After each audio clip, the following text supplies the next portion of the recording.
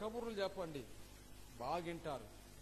కొన్ని నిజాలు చెప్తే వినరు. అందుకే యేసు ప్రభు కూడా ఆ సమరయ స్త్రీతో మరి కొన్ని సంగతులు చెప్తున్నప్పుడు ఆమె నా మాట నమ్మమ్మా అని ప్రభు ఆమెతో అంటూ ఉన్నాడు.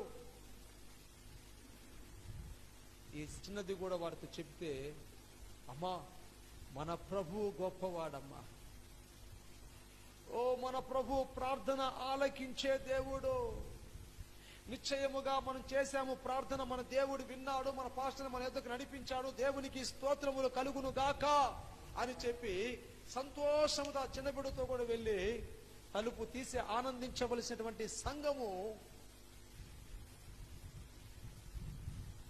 ఎందుకంటే అత్యాసక్తిలో ఉన్నారు కాబట్టి వాళ్ళకి గ్రహించలేకపోయారు.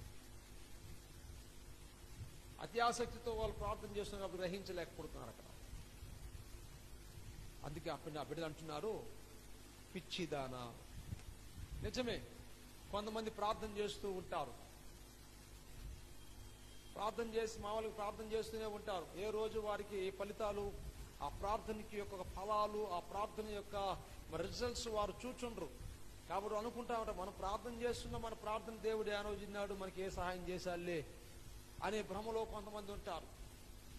కొంతమంది మన ప్రార్థన దేవుడు ఎప్పుడు ఆలకించాడు కాబట్టి పాస్టర్ గారికి చెప్పి ప్రార్థన చేపిద్దాం,